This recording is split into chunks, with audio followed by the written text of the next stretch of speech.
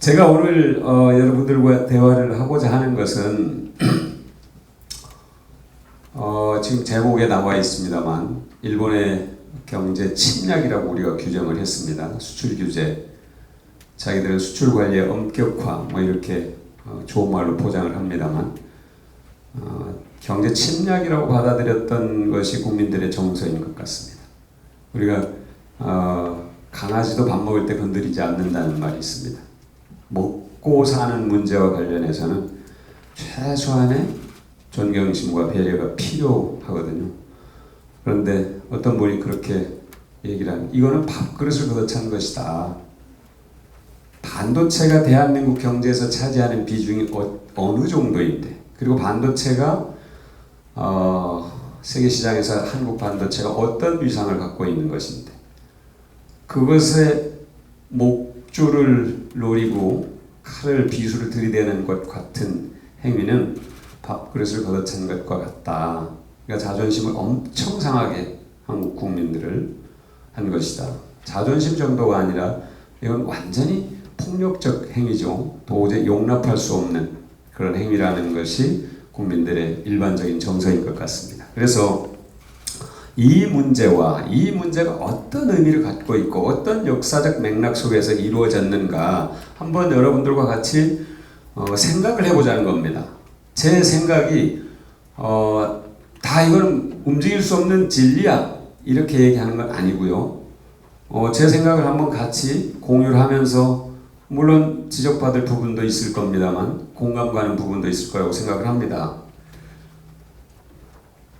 올해가 3.1혁명, 3.1운동이라고 우리는 배워왔습니다만 혁명이라고 부르는 것이 더 타당하다는 학계 의견이 굉장히 강력하게 대두가 됐습니다. 그것은 대한제국에서 대한민국으로 전환이 됐고 국민이 주인인 나라를 선포했고 민주, 공화제 이런 어떤 국채와 정체를 처음으로 이제 선언을 하게 되는 그런 배경이 됐기 때문에 혁명이라고 하는 것이 더 타당하다 이런 얘기고요.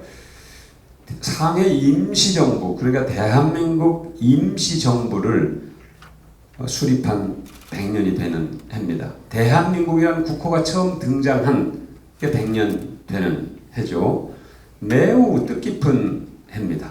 매우 뜻깊은 해인데 이 한일 간에 일본이 한국을 경제적으로 침략을 했고 우리 국민들이 그것에 당황하거나 놀란 게 아니라 이 기회에 확실하게 경제적 예속 관계를 전환시키자.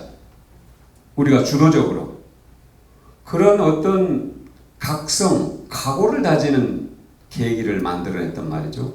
저는 대단히 의미 있는 일이 벌어진 거다 이렇게 생각을 합니다. 역사성이 저는 있다고 봅니다.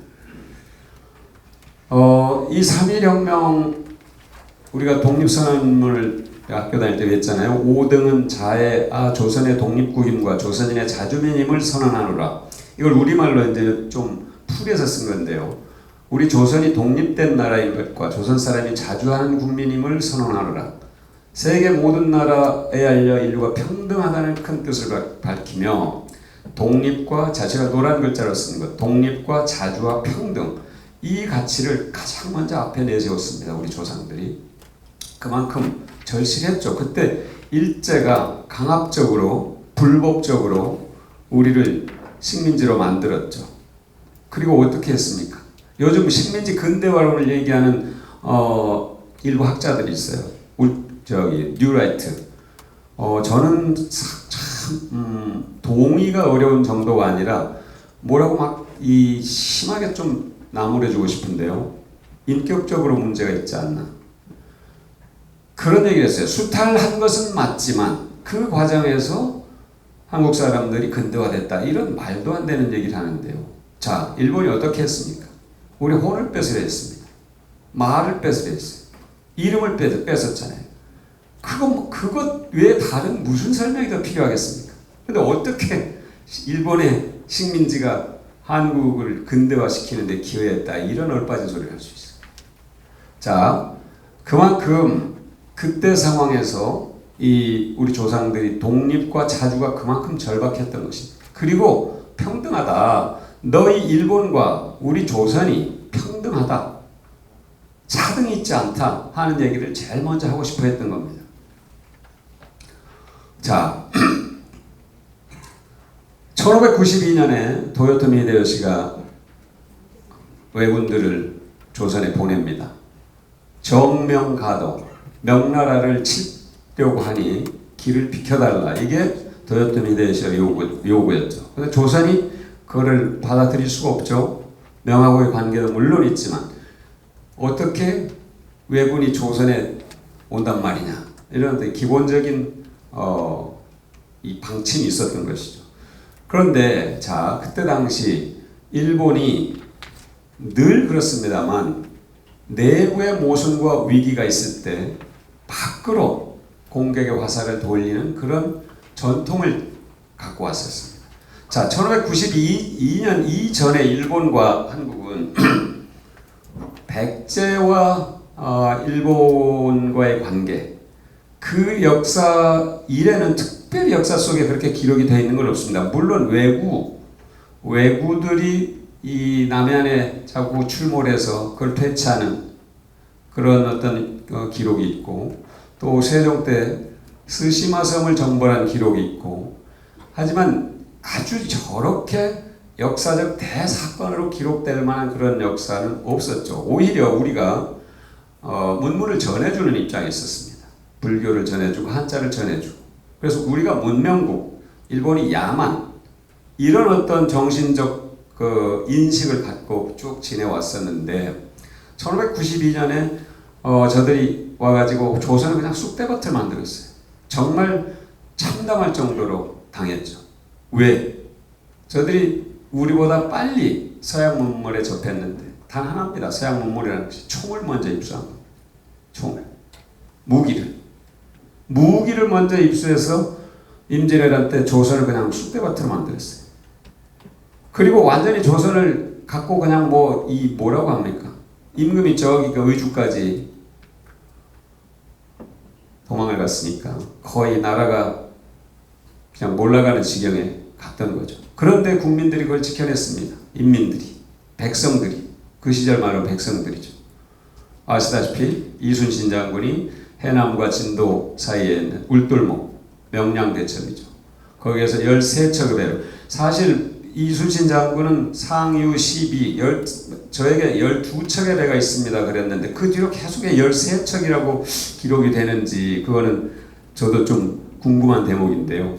13척의 배로 133척의 외선을 이깁니다. 그리고 그것이 정유재란이라고 그러죠. 1597년, 정확하게 442년 전입니다. 442년 전에 수군을 완전히 섬멸하고, 그리고 일본이 이제 왜군이 포기를 하고 철수를 하게 되죠. 그리고 나서 도요토미 히데요시가 실각을 합니다. 죽습니다. 그리고 도쿠가와 이에야스가 막부 체제를 만들어내죠. 일본이 바뀌어요. 그러니까 전쟁을 일으켰던 일본의 그 한 세대가 종말을 구하는 겁니다. 에너지를 밖으로 향한 외부 지향의 에너지를 쏟았을 때 일본이 어떤 결과를 가져왔는지를 제가 이 임진왜란 뿐만이 아니라 정한론은 1870년대, 그러니까 메이지 유신, 저때도 마찬가지입니다. 메이지 유신이 뭡니까? 그 전에 막번 체제는 지방 분권적인 어떤 정치 형태였죠. 근데 메이지 유신이 중앙 집권적 체제를 만들어냅니다. 천황제를 다시 살려내요. 그러면서 각 지역 벌에 있던 사무라이들이 할 일이 많이 없어졌어요. 그 불만이 막 쌓이기 시작합니다. 그것을 해소하는 한 방법으로 한국 침략론, 이른바 정한론을 이쪽 남서부 쪽이죠. 지금 아베 총리의 그 지역구인 야마구치라든지 사스마라든지 이쪽 지역의 정치인들이 사이고 다카모리라는 그 정치인을 대표적으로 해서 정한론을 얘기를 합니다. 똑같아요. 안에 내부의 위기가 있을 때, 내부의 불만이 있을 때 밖으로 공격 포인트를 옮겨가는 것. 이게 일본의 역사 속에 꼭 있는 일입니다.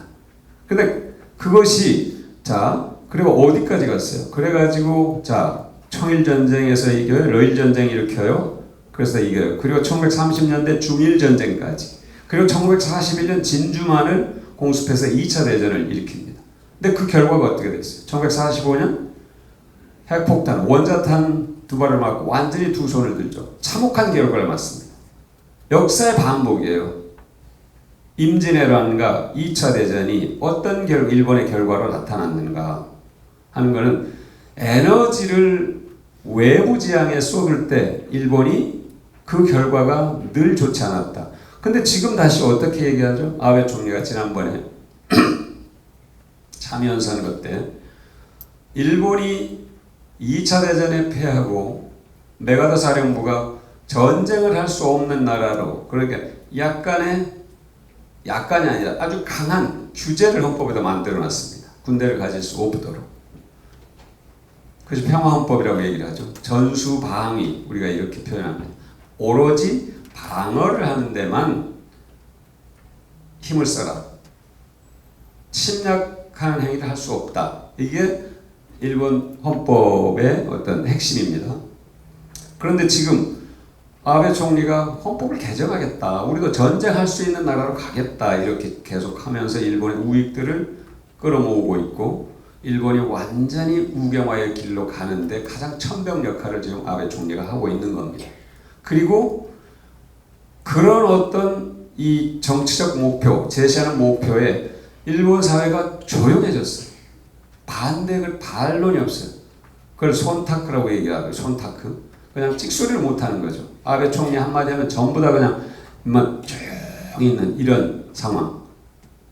정치적으로 그렇습니다. 아까 송갑석 의원님이 얘기한 것처럼 한국이 다른 건 다 몰라도 민주주의를 일으켜온 과정, 일본이 도저히 따라올 수 없는 벽입니다. 국민 한 사람 한 사람의 민주적 정치적 역량, 이것은 일본 국민이 아무리 흉내를 내려고 해도 흉내 낼 수 없는 그런 대목이죠. 긍지를 가지셔도 됩니다. 자, 그러니까 지금 이렇게 다시 전쟁 가는 국가로 가겠다 하는 것은 대단히 제가 봤을 때 위험한 길로 계속 가는 겁니다. 일본의 역사에서 봤을 때. 참여선거 때 가장 핵심적인 국내 문제가 뭐였냐면 소비세 인상입니다. 이른바 아베노믹스, 아베 총리가 일본 엔화를 대량으로 찍어서 푸는 정책을 썼어요. 아베노믹스가 성공했다고 얘기하는 분들이 계시지만 그건 사실이 아닙니다. 작년에 성장률이 0.9%로 떨어졌죠. 더 이상 약발이 듣지 않습니다. 돈을 풀어서 계속 돈을 푸는 게 아니라 엔화를 찍어가지고 그걸 계속 방어를 했는데, 그러다 보니까 국가 부채가 OECD 국가 중에서 가장 높습니다. 일본이 220%, GDP에 비해서 220%. 그동안 우리 돈으로 한 7천조 원 정도를 찍었다고 얘기해요. 엔화를. 어마어마한 거죠. 근데 더 이상 그게 약발이 받지 않고 국가 부채가 비율이 갈수록 늘어나니까 아베 총리가 이 상황을 그대로 지속시켜 갈 수가 없습니다. 그래서 세금을 올리게 된 거예요. 우리랑 부가가치세를 올리는 겁니다. 일본 소비세라 그러는데요. 부가가치세를 올리면 모든 세금을 다 올리는 거기 때문에 사실 정권을 내놓을 각오를 하고 올리는 겁니다. 그만큼 국내적으로 굉장히 위험한 상황이에요. 그 다음에 또 하나가 연금 문제가 있었어요. 연금이 일본이 이제 초고령 사회로 들어갔고 연금을 갖고 노후를 설계하는 분들이 많은데 연금 가지고는 살 수가 없다. 우리 돈 2억 원, 일본 돈 2천만 엔 이상이 더 필요하다. 노후를 설계하기 위해서는. 이런 보고서가 발표가 됐습니다. 그래서 완전히 일본이 그냥 난리가 났어요. 그게 참여선거를 앞두고. 그래 참여선거를 앞두고 일수리탄을 터뜨렸어요. 한국을 향해서 수출 규제를. 상식적으로 도저히 있을 수 없는 일이거든요. 무역을 해서 그게 가장 큰 혜택을 본 일본이 저런 터무니없는 조치를 취할 거라고 어느 누구도 상상하지 못했어요. 그러니까 저게 국내적으로 선거를 앞두고 굉장히 위기적인 어떤 상황에서 이걸 던진 거죠. 굉장히 정치적인 행위를 한 겁니다. 경제 수단을 갖고.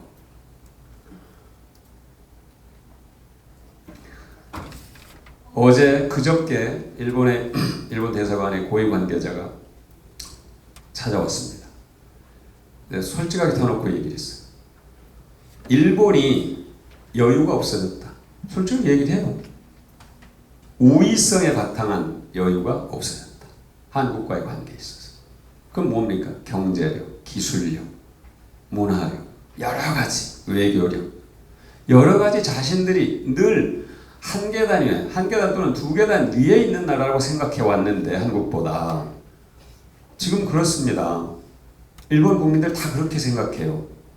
우리는 그냥 우리가 식민지 국민으로 살아오면서 그냥 모르거나 아니면 잊어버렸거나 대범하게 대하고 있는 반면에 일본의 국민들은 한국을 늘 한 수 아래의 국가로 봤다는 건 사실입니다. 그러니까 그런 얘기를 하는 거죠. 우위성에 바탕한 여유가 없어졌다. 그만큼 그게 이제 불안감을 갖게 됐다. 초조함. 거꾸로 여유가 없어지면 초조함이 생기는 거죠. 여기 보시면 중국이 일본의 GDP를 앞선 게 2010년입니다. 일본이 충격이었죠. 그 다음 미국과 중국과 러시아가 지금 이 동북아에서 어쨌든 군비 경쟁을 하는데 인도도 어마어마하게 부상을 하고 있고요. 한국이 무엇보다 조금 전에 일본 관리가 얘기했던 것처럼 과거에 한 수 아래의 나라로 봤던 한국이 그냥 턱 밑까지 이제 추월해 온 겁니다. 그 다음에 더 남북 간의 관계가 한반도 평화 프로세스가 급속하게 진행되면서 불안감을 갖는 거죠. 이게 일본이 불안해하는 여러 가지 요인들입니다. 이런 혐한 시위를 제가 97년부터 2000년까지 도쿄 특파원으로 일했는데요. 그때는 저런 혐한 시위가 없었습니다. 혐한 시위. 근데 그런 심리적 여유, 우위성에 바탕한 여유가 없어지면서부터 저런 혐한 시위나 혐한 서적들이 정말로 많아졌어요. 그러니까 그런 식으로 표출하는 거예요. 너희들이 왜 따라와? 니네 저 밑에 있어야지. 왜 자꾸 치고 올라오는 거야? 조금 전에 제가 말씀드린 것처럼 국내의 모순과 위기를 외부로 돌리려는 그런 어떤 시도를 일본 역사 속에서 중요한 고비마다 해왔다. 그런데 그 결과가 좋지 않다 하는 것을 우리가 알 수 있습니다. 잘못된 선택이죠. 아베 총리가 참여선거 때 개헌을 그냥 입에 달고 다녔어요. 우리 전쟁할 수 있는 나라로 가야 된다. 개헌하자. 그런데 우리 국내 언론들은 아베 총리가 승리했다고 얘기를 했습니다. 실질적으로 사실상 패배했습니다. 왜? 자민당 의석이 9석이나 줄었어요. 참여원에서. 그 다음에 자민당이 단독 과반 의석을 확보하고 있었는데 그게 무너졌어요. 세 번째는 자민당과 연립여당인 공명당 그리고 개헌에 적극적인 일본 유신회라는 이 세 정치 세력이 합쳐서 참여원의 3분의 2 의석을 확보하고 있었는데 선거 전에 선거 끝나고 3분의 1을 확보하지 못했어요. 3분의 2가 무너졌어요. 그러니까 공명당은 연립여당인 공명당 자체는 개헌에 반대입니다. 그러니까 연립여당으로 묶여 있기 때문에 그냥 개헌 발의 세력에 들어갈 수 있다 이렇게 얘기를 하는 건데 그럼에도 불구하고 3분의 2 이상 의석을 갖던 선거 전에 의석 분포가 무너졌다는 겁니다. 세 개가 다 무너진 거예요. 그 아베 삼중살이다 이렇게 표현을 할 수도 있습니다. 우리 야구하시면 한번 쳤는데 그냥 세 사람이 다 죽는 경우가 있잖아요. 아주 희귀한 경우지만 병살은 자주 있지만 삼중살도 아주 희귀하지만 있습니다. 자, 참여연 선거를 앞두고 경제 침략, 우리가 경제 침략으로 규정하는 수출 규제를 했습니다. 그거는 뭡니까? 아까 말씀드린 것처럼 우리의 경제 주권을 심각하게 위협하는 것이죠. 그런데 그 이유가 뭐였어요? 그 이유가 한국이 신뢰를 깨뜨렸다. 그건 뭐냐? 대법원에서 강제징용 희생자들에 대한 위자료 배상 판결을 내린 것에 대해서 항의를 한 거죠. 근데 일본은 중국인 3,700명 정도와 이 강제징용과 관련해서 다 민사적으로 해결했습니다. 일본의 와다 하루키라는 아주 진보 학자가 있습니다. 도쿄대 명예 교수인데요. 그분이 일본의 수출 규제 조치는 잘못된 것이다, 철회하라 하는 그 성명을 주도한 분인데요. 일본의 진보적 지식인들 70명과 함께 그분이 뭐라고 얘기를 했냐면, 한국이 일본의 적이냐? 이거는 적국한테는 할 수 있는 조치다. 그러면서 이렇게 얘기를 했습니다. 왜 정부가, 민간인, 한국의 강제징용 희생자 민간인이죠. 그들이 일본의 민간기업 미쓰비시 중공업이나 신일철 죽음을 대상으로 소송을 냈는데 왜 정부가 개입했나? 일본 정부가 민간이 해결하도록 놔뒀으면 될 일을, 이런 문제 제기를 하는 겁니다. 그러니까 우리의 사법주권을 인정하지 않으려는 거예요. 대법원 판결을, 우리는 삼권 분립에 따라서 대법원의 판결에 대해서 정부가 뭐라고 할 수가 없다. 그래서 전 정부에서 이것이 일본이 전 정부의 관계자들에게 압력을 넣어가지고 재판을 지연시킨 사례가 발견이 됐잖아요. 그래서 양승태 대법원장이 사상 처음으로 구속이 됐는데 그 이유 가운데 하나가 저 사법농단, 이른바 저 재판을 포함해서 여러 건의 재판에 관여를 한 것이 드러났기 때문에 구속까지 된 사안입니다. 이 정부가 들어와서, 이 정부는 뭡니까? 국민들이 촛불혁명으로, 세계사에 유례가 없습니다.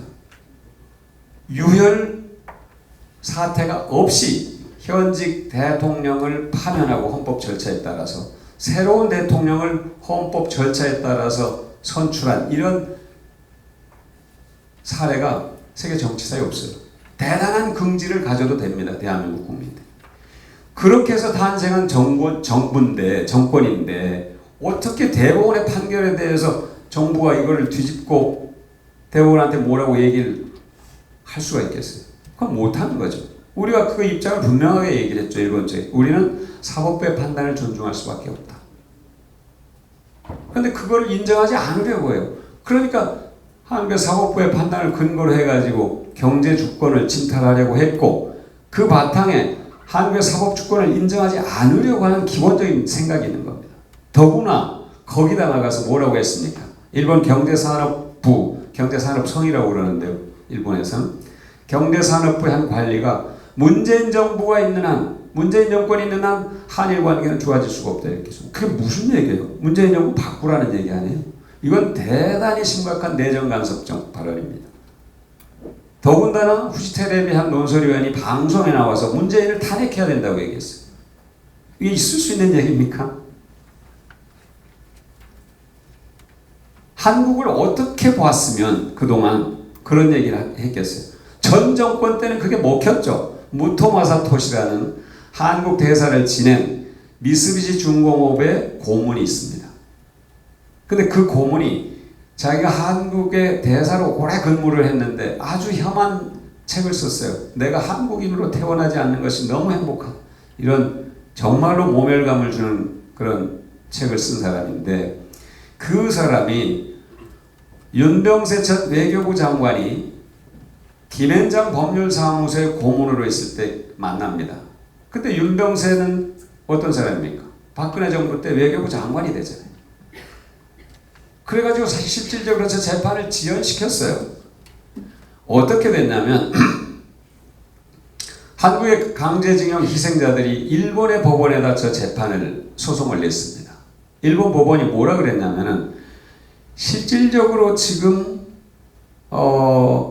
이 법적으로 사실은 그 구제를 해주기는 어려운데 이 정신을 잊지 말고 일본의 기업들이 이거를 해라, 해결해라 하는 취지로 판결을 했어요.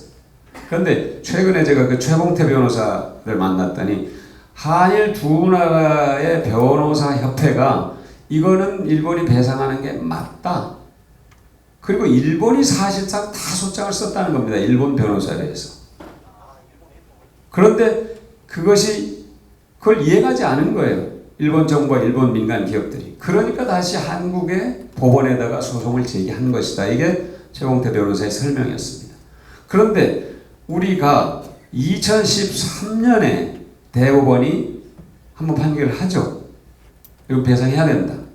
배상 책임이 있다. 왜? 제네바 협약 53조에는 인류의 보편적 가치에 위배되는 협약을 하는 건 무효다 이렇게 되어 있습니다. 조약은.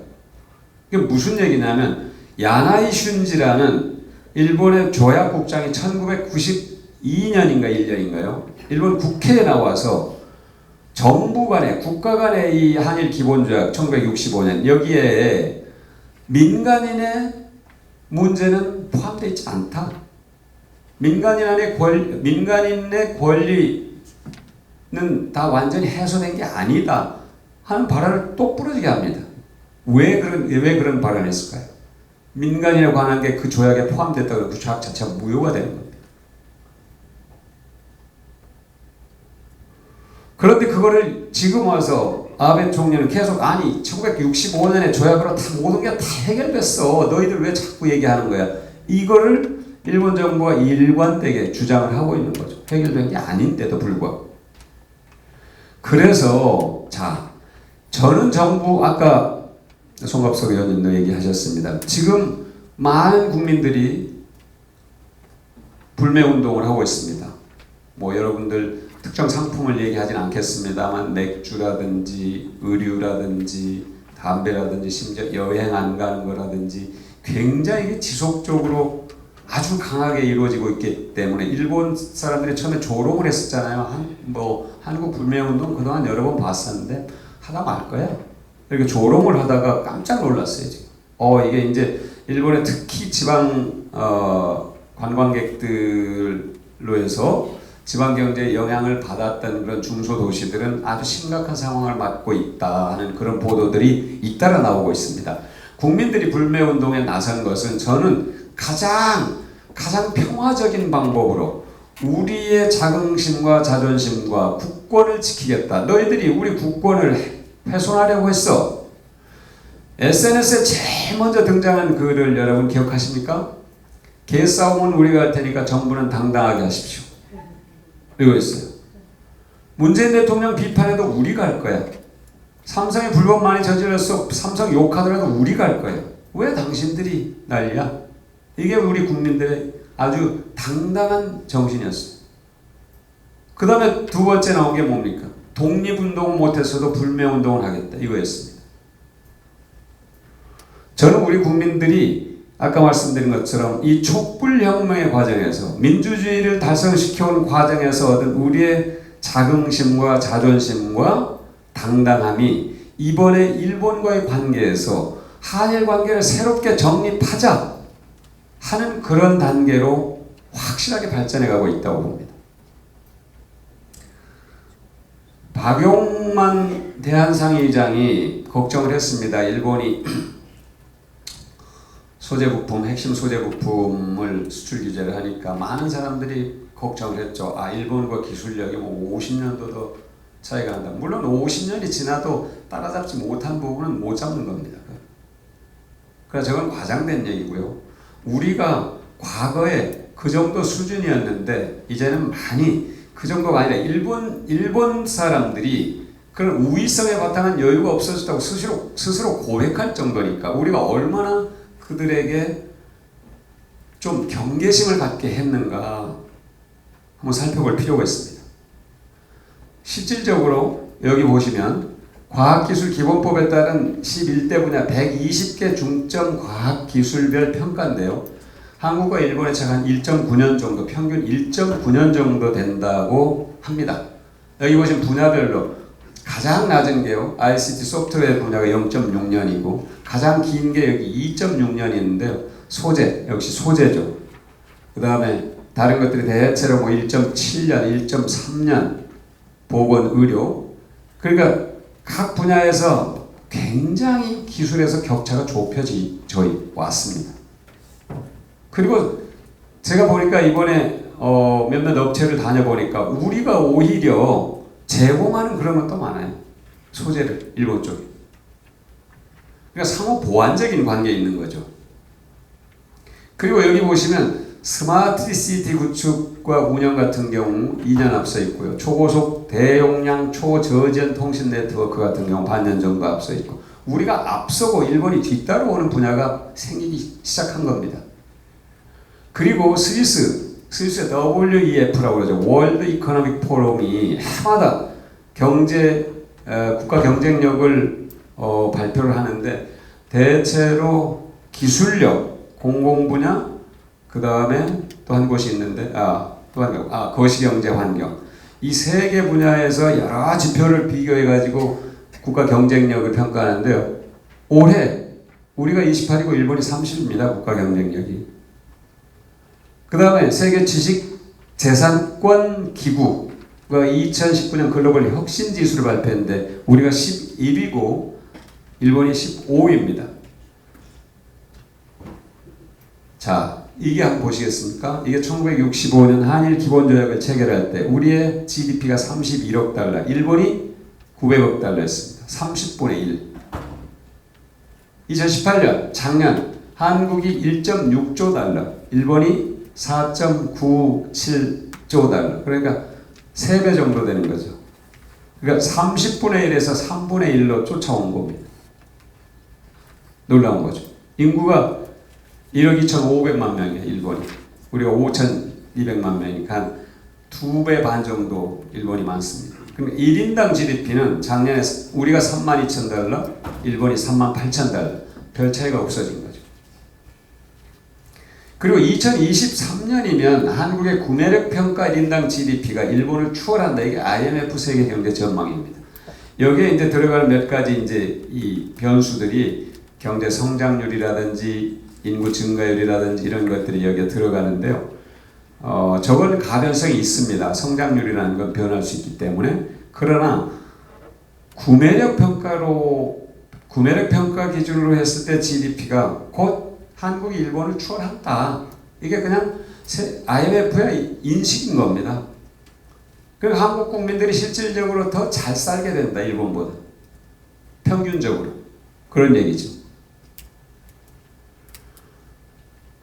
자, 올 상반기에 일본의 반도체 장비 소재 부품의 한국 수출이 무려 66%나 줄었습니다. 그러더니 무역 수지 흑자액이 전년 같은 기간에 비해서 87%나 줄었어요, 일본. 이게 왜 이런 일이 벌어졌냐? 그들이 우리 소재 부품을 수출 규제해서 우리 경제를 위축시키라는 의도 물론 있는데요. 세계 반도체 시장이 다소 경기가 떨어지고 우리 반도체 업체들이 새로운 설비, 장비를 추가하지 않으니까 일본 업체들이 팔 데가 없는 거예요. 한국 아니면. 이런 관계에 있는 겁니다. 경제라는 건 상호 보완적이고 상호 의존적인데 어떻게 자기들이 일방적으로 한국 경제를 통제할 수 있겠다는 발상을 갖고 그런 조치를 취했느냐 이겁니다.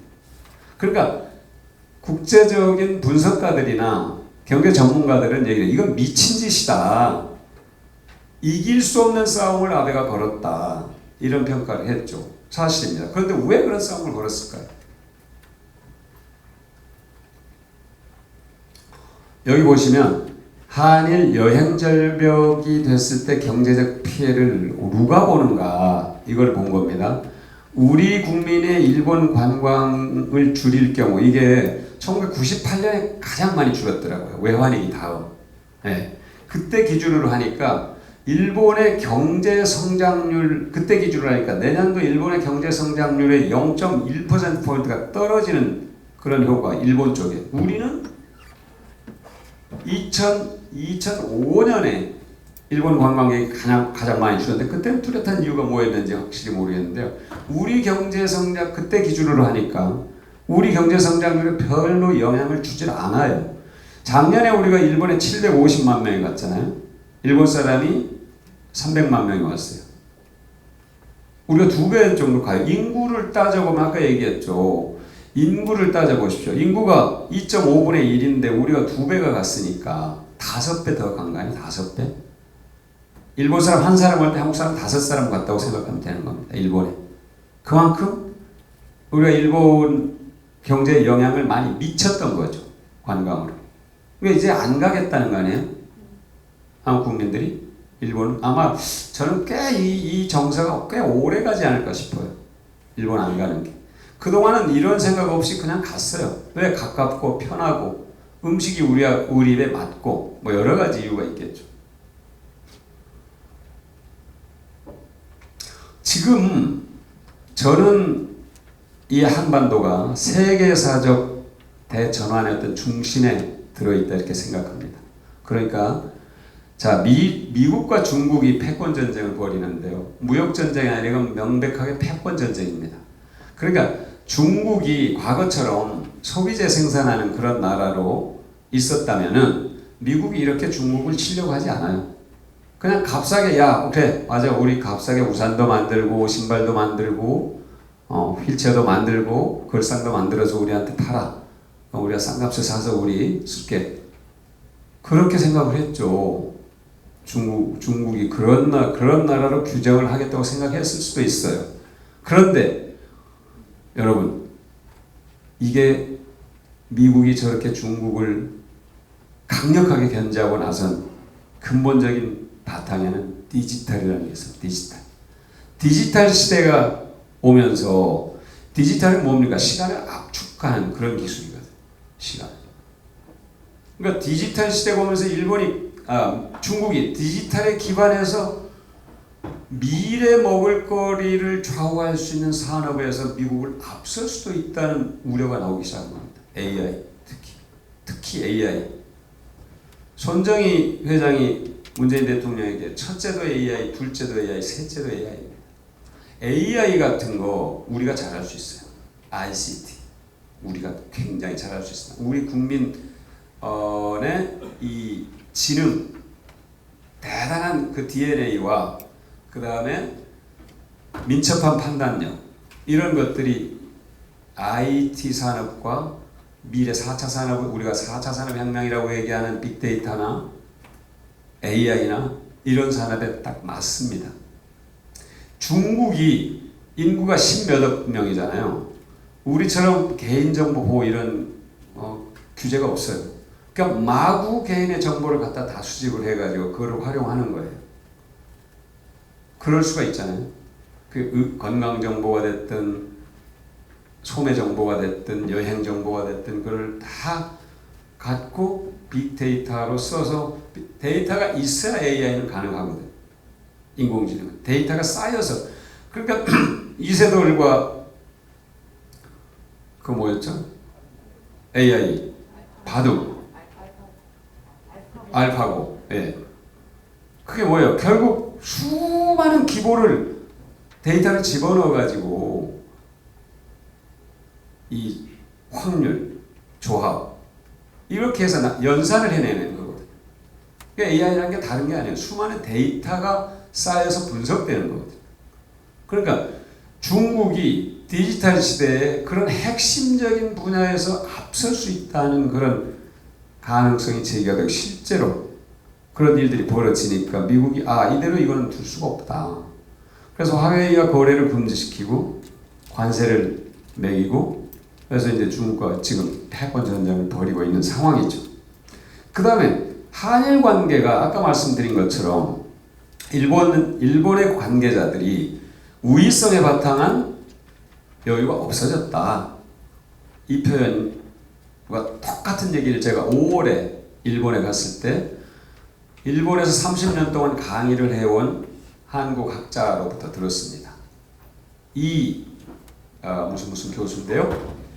이분이 새롭게 한일 관계를 정립해가는 과정에서 필연적으로 발생하는 진통이다. 이렇게 규정을 하더라고요. 그러면 어떻게 한일 관계가 가야 될 것인가는 좀 이따 얘기를 하고요. 그 다음에 여기 한반도 평화라는 게 아까 미국이 북한과 직접 대화를 하고 남과 북이 직접 대화를 하는 과정에 일본이 철저하게 배제됐어요. 그러니까 일본의 정치권과 일본 국민의 그 소외 의식이 있습니다. 패싱 당했다. 예. 사실 2차 대전이 끝나고 유럽에서는 독일이 분단됐습니다. 전후 처리가 그렇게 됐죠. 독일을 철저하게 분단했죠. 동서로 나누고 베를린 수도도 남았어요. 근데 아시아에서는 왜 패전국인 일본이 분단되지 않고 식민지 피해 국가인 한국이 분단됐어요. 기가 막힌 일이죠. 2차 대전 처리 과정에서 이른바 샌프란시스코 조약이죠.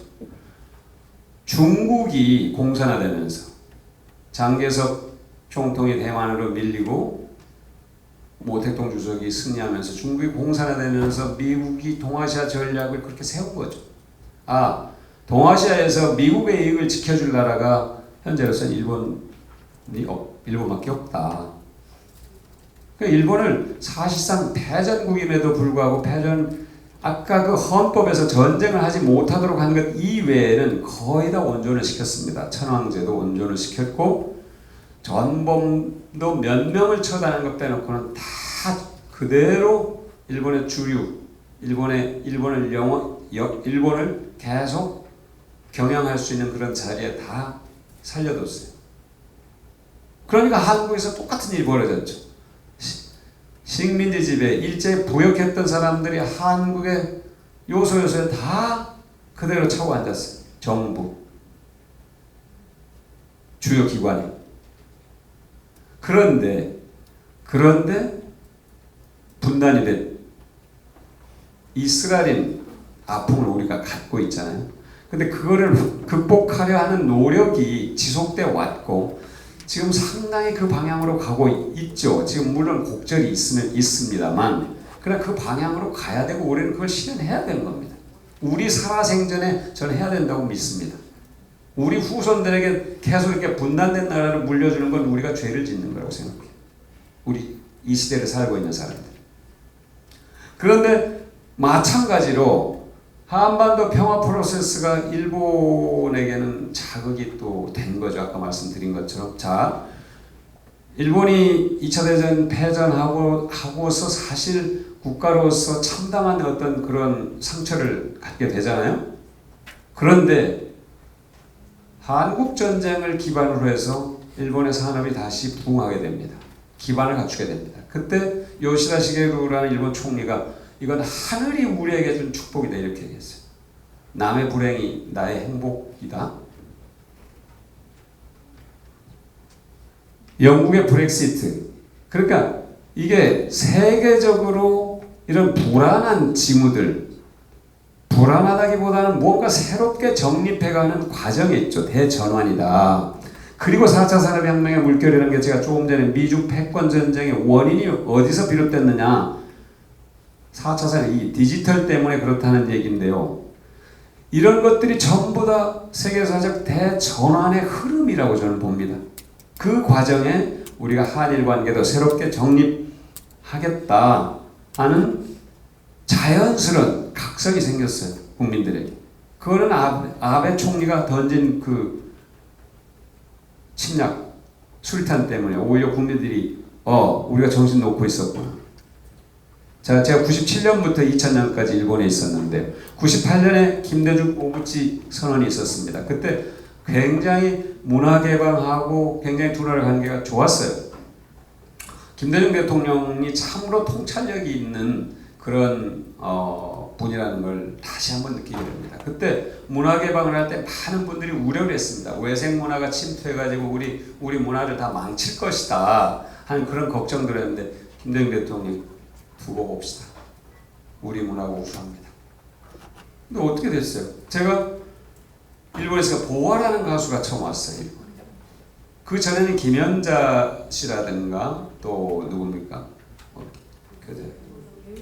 개은숙 씨 뭐 이런 분들이 있었는데 그분들은 사실 일본의 엔카를 불렀고요.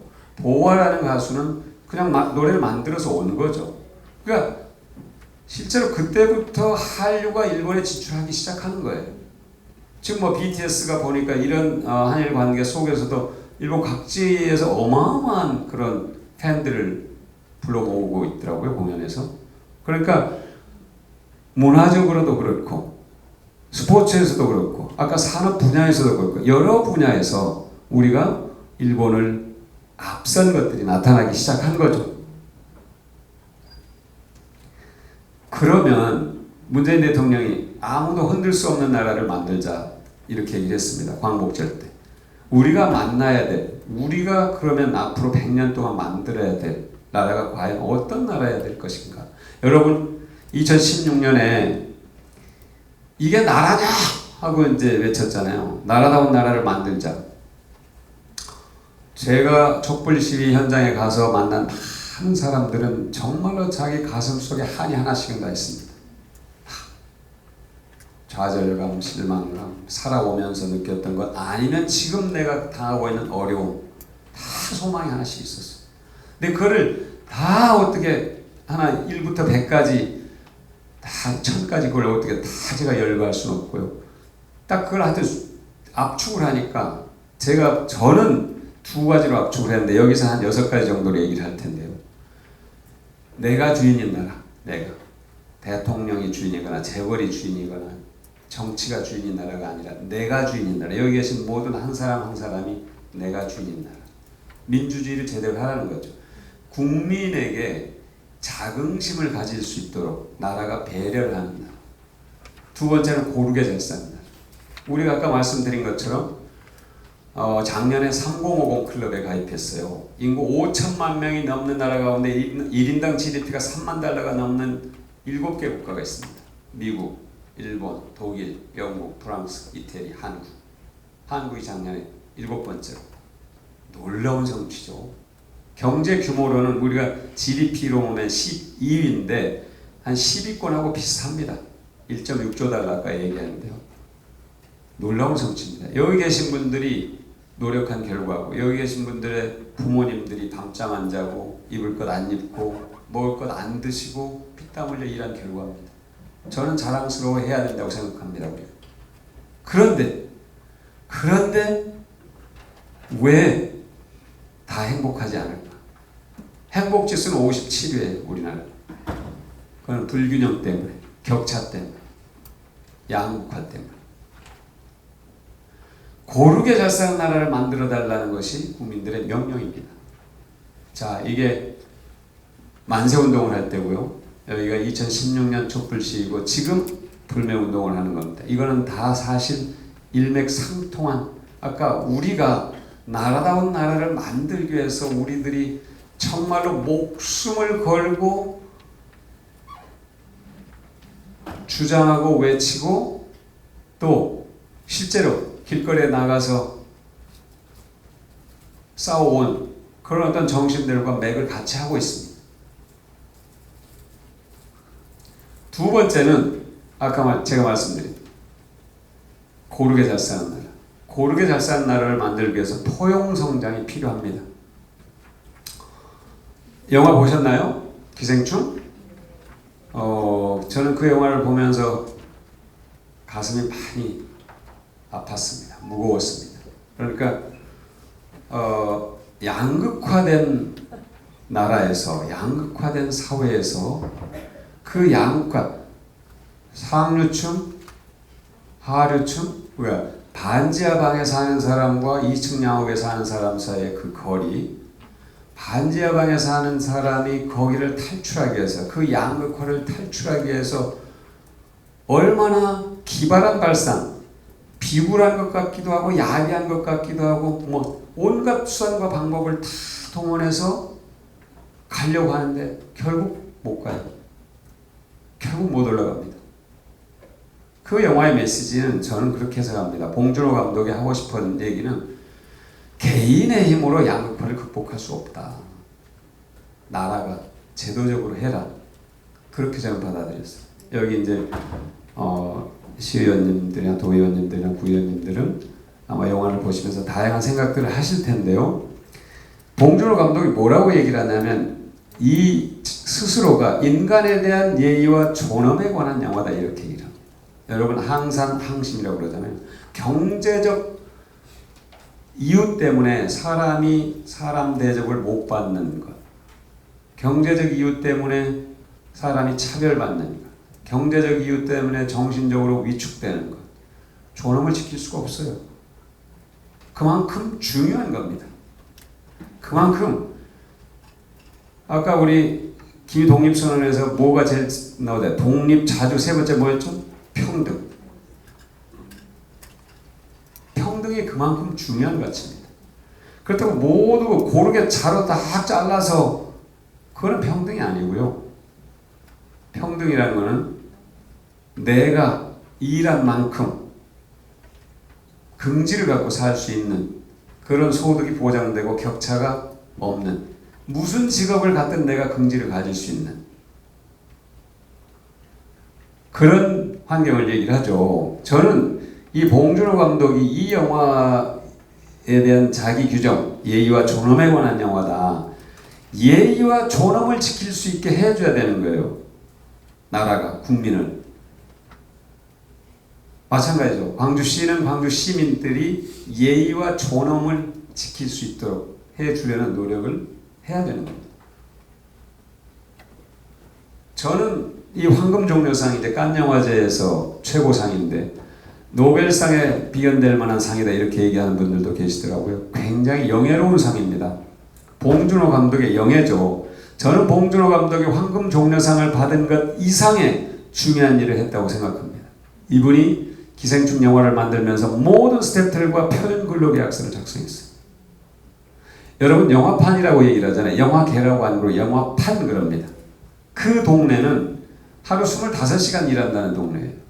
그러니까 자정까지 일해. 밤 자정 넘어서 일하고 잠깐 집에 들어갔다 쪽잠 자고 나와서 또 새벽 4시에 나와가지고 버스 타고 촬영장에 끌려가가지고 또 거기서 하루 종일 일하고 잠깐 쉴 때 졸고 그러면서 월급은 제대로 못 받고 사람 대접 못 받고 이런 것이 영화판이라고 우리는 이해를 해왔고 그게 사실이었어요.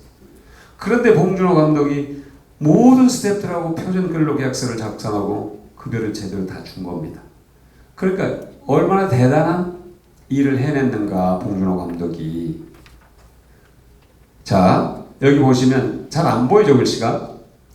기자가 뭐라 그랬냐면 전반적으로 제작비가 상승될 것 아니냐. 그렇게 표준 근로계약서 작성해서 다 월급을 주고 그러면 그러니까 봉준호 감독이 좋은 의미의 상승이다. 그거는 제작비 상승 좋은 의미의 상승이다.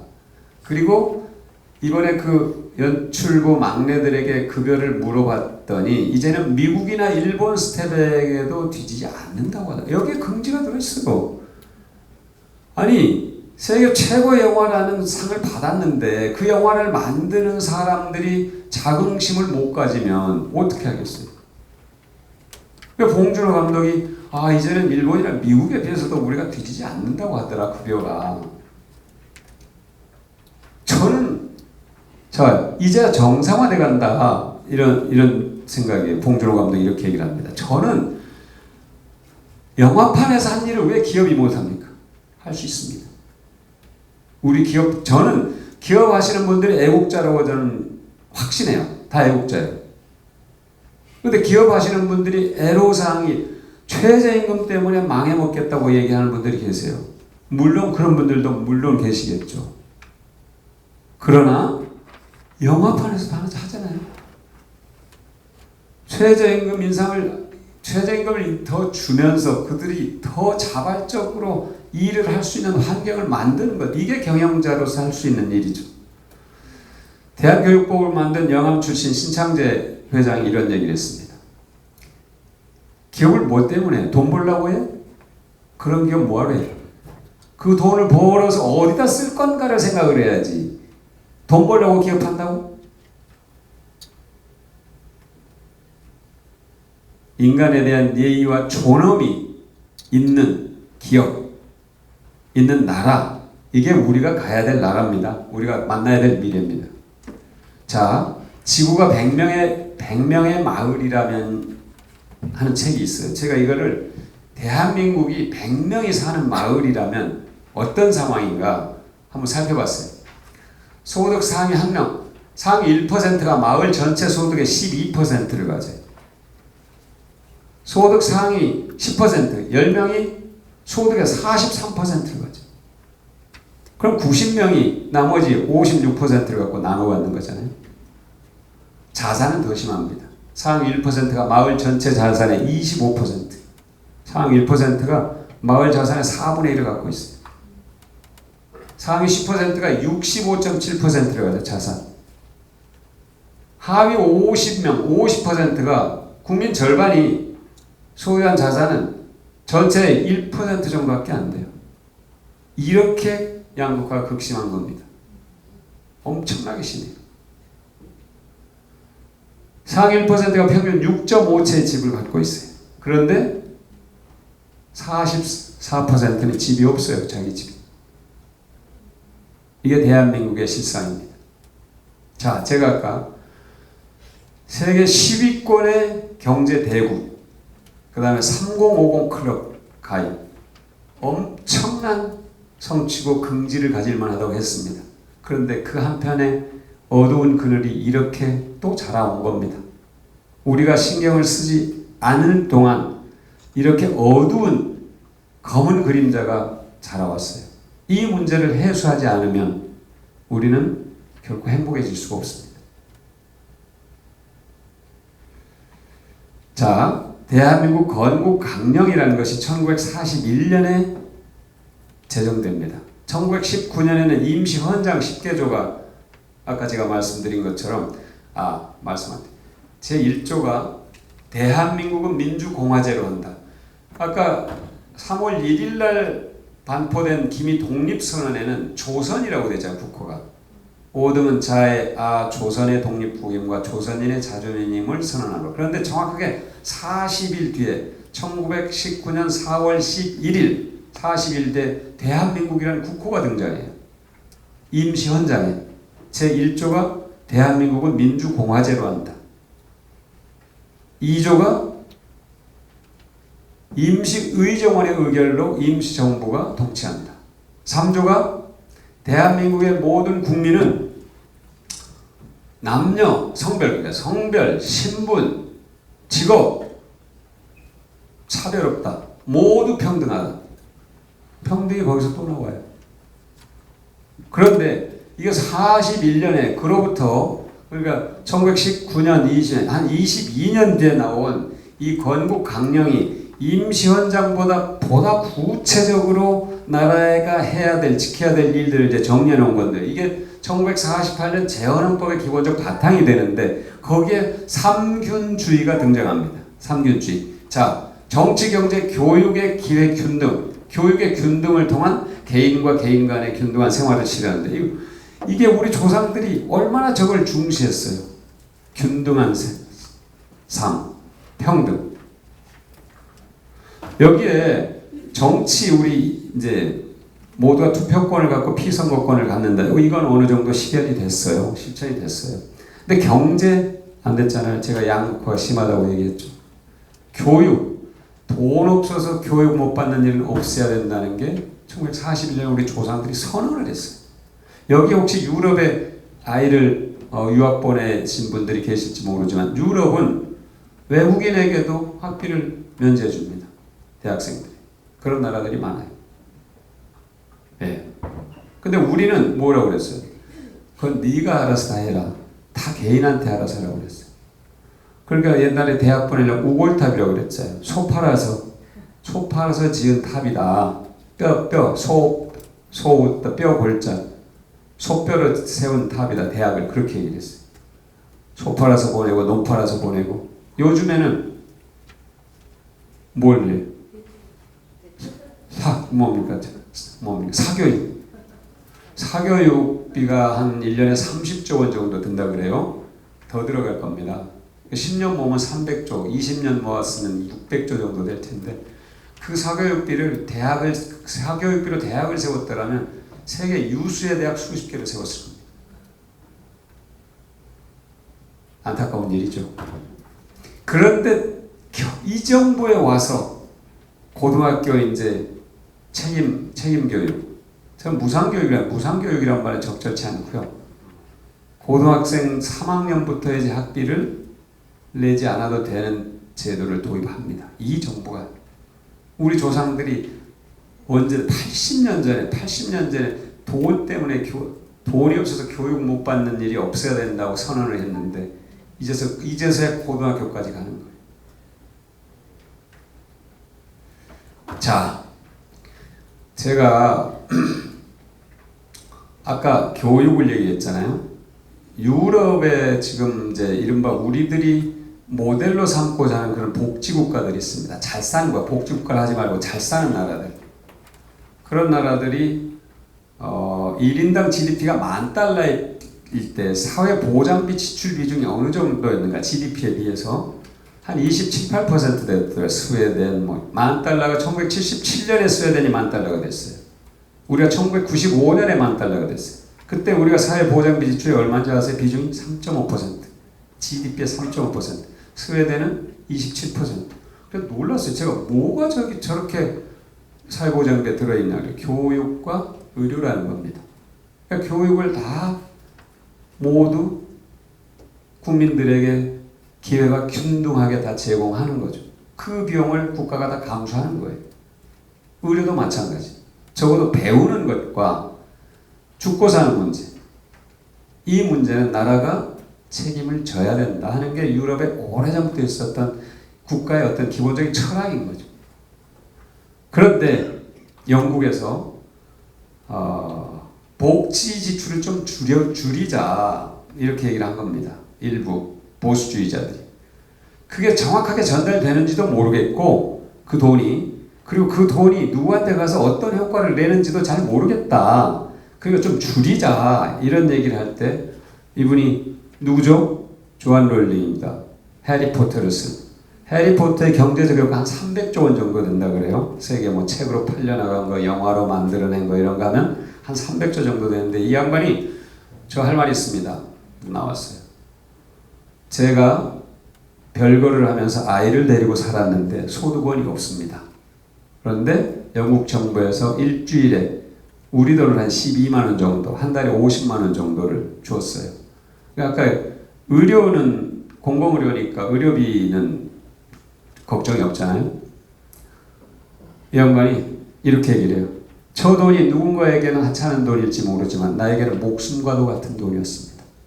저 돈으로 저는 생계를 해결했고 그러면서 해리포터를 썼습니다. 이렇게 하니까 일거의 논란을 종식시켰어요. 사회보장비 지출을 줄이자는 말이 쏙 들어갔어요. 왜? 정말로 저렇게 절박한 분들이 계십니다. 우리 주변에. 여기 광주시에도 많이 계실 거예요. 우리 송파 세모녀 50만 원 이게 마지막 남은 돈입니다. 세모녀가 자살한 가슴 아픈 사건이 있었잖아요. 그 뒤로도 많은 분들이 경제적 이유로 목숨을 끊어요. 그리고 OECD 국가 중에 우리나라 노인네들이 제일 가난해요. 왜? 다 자식 교육도 자식 건사한다고 다 쓰고 과거에는 아들, 딸들이 부모님을 모시는 대가족 제도였는데 그 가족이 다 해체됐잖아요. 지금 다 핵가족. 요즘에는 1인 가구도 많아요. 그러다 보니까 부모님들이 없어요. 그걸 어떻게 해야 돼요? 나라가 책임을 져야죠. 그래서 문재인 치매 국가 책임제 여러 가지 요즘엔 요양원에 이제 많이들 보내시는데 어쩔 수 없는 경우가 많지만 그 요양원이 행복하지 않은 곳이다 이런 얘기가 많이 있더라고요. 사실 국가가 신경 써야 될 곳이 한두 군데가 아니죠. 제가 조금 전에 말씀드렸던 것처럼 국가라는 것은 국민에게 든든한 집이 되어야 됩니다. 여러분, 내가 긴 여행에 돌아와서 발을 뻗고 들어놓으면 그게 가장 편한 내 집입니다. 국가는 그런 곳이어야 된다. 국민에게. 내가 언제든지 발을 뻗고 들어놓을 수 있는. 자, 그래서 이 정부가 뭘 했어요? 아까 국민들이 나라다운 나라를 만들려고 했을 때 뭐였어요? 그게? 고르게 잘 사는 나라를 만들려고 했죠. 고르게. 그러니까 포용적 성장을 해야 된다는 겁니다. 포용적 성장을 우리가 격차를 줄여주기 위해서 뭘 했습니까? 최저임금을 올리고 아동수당을 도입하고 여러 가지 제도를 도입을 했어요. 여기 보시면 근로장려세제를 확대하고 또 문재인 케어를 통해서 의료비 지출을 드리고 여러분 병원 가서 MRI 찍어보신 분들 아실 거예요. 옛날에 7, 80만 원 하던 게 지금 아마 20만 원 밑으로 내려왔다는 걸 아실 겁니다. CT도 마찬가지.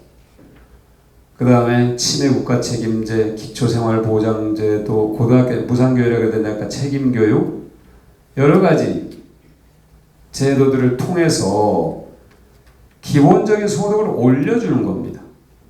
직접적으로. 그리고 비용은 줄여줘야 돼요. 비용이 뭐였죠? 교육비, 의료비, 주거비, 통신비 이런 비용은 줄여주는 겁니다. 그렇게 해서 가처분 소득을 올리는 것 이것이 소득주도 성장인데 소득주도 성장을 하도 몰매를 때려가지고 많은 분들이 정확하게 의미를 모르면서도 욕을 하는데 막 자기도 말을 못해요.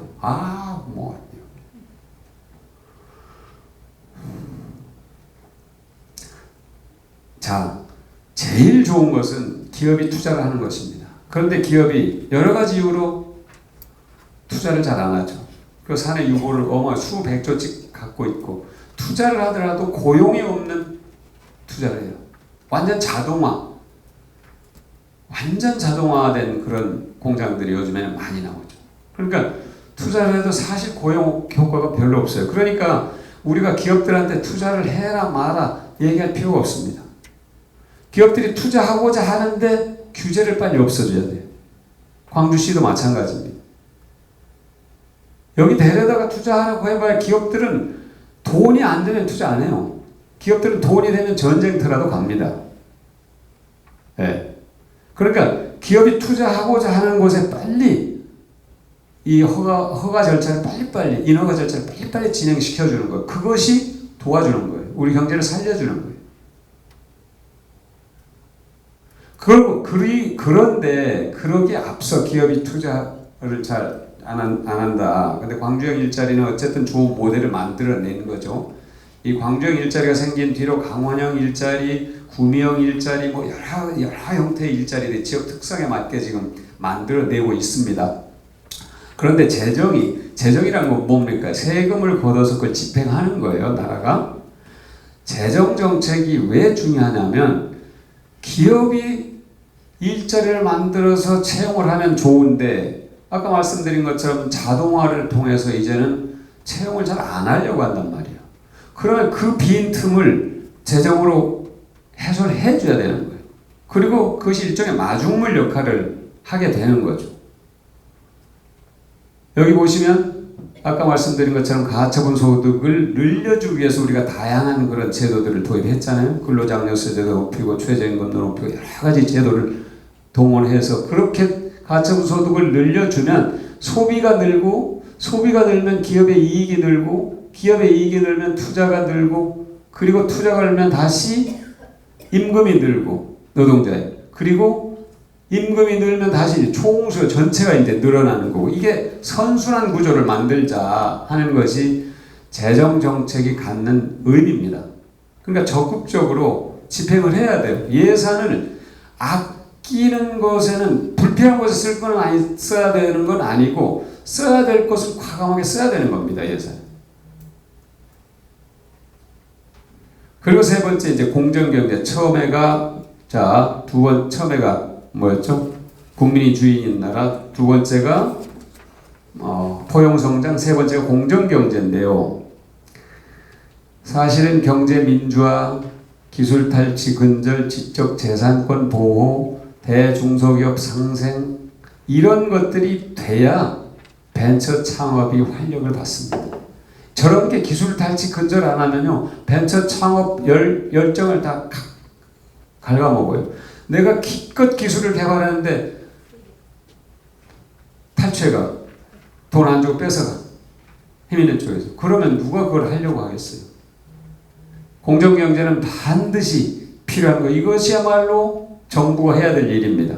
그리고 광주시도 마찬가지죠. 부당한 어떤 거래 관행 이거 없애줘야 되는 겁니다. 그리고 공정경제를 실현하는 기업에게 더 인센티브를 주면 돼요. 그런 방식으로 할 수도 있습니다. 그럼 네 번째 혁신 성장인데 이건 매우 중요합니다. 제가 아까 4차 산업혁명, 디지털 이거 우리 잘 할 수 있다고 얘기했습니다. IT 산업. 자, 인공지능, 수소경제, 데이터 이게 우리가 이제 앞으로 뭐가 중점적으로 가야 될 분야인데요. 수소경제 이거 우리가 굉장히 오래됐는데 뭐 때문에 못한 줄 아세요? 규제. 수소 폭발한다. 폭발하면 어마어마한 사고 난다. 그래가지고 수소 충전소를 못 세우겠어요. 그러니까 충전소를 못 세우니까 자동차를 만들 수가 없잖아요. 근데 그 규제를 최근에 없앴습니다. 그리고 국회 앞에 수소 충전소를 지금 짓고 있어요. 상징적으로. 그러니까 수소 우리가 가야 될 방향이고 잘 할 수 있습니다. 그 다음에 아까 말씀드린 인공지능, AI 이거 분명히 우리가 잘 할 수 있습니다. 이게 뭐냐면요. 붉은 깃발법이라고 영국에서 제정된 법인데요. 영국에서 맨 처음에 자동차가 나왔습니다. 1800년대 말에. 근데 여러분 자동차 산업 그러면 어디를 생각하세요? 미국, 독일 그러잖아요. 프랑스 오히려. 영국은 왜 자동차 산업에서 밀렸을까요? 이 붉은 깃발법 때문에 밀렸다고 합니다. 자동차가 나왔더니 마차를 갖고 돈벌이 하던 사업자들이 반대를 하고 나선 거예요. 자동차가 마차보다 빨리 가게 해서는 안 된다. 마차보다 늦게 가게 해라. 이게 붉은 깃발법이에요. 그리고 여기 보시면 이 붉은 깃발을 들고 가는 분이 있죠. 저분이 자동차 앞에 깃발을 들고 가는 거예요. 그럼 그 뒤를 자동차가 따라가는 겁니다. 그리고 이분이 이제 신호를 해요. 비키시오 하는 거고, 이분이 이제 엔진을 만지는 분인데요. 세 사람이 있어야 자동차가 굴러가는 거죠.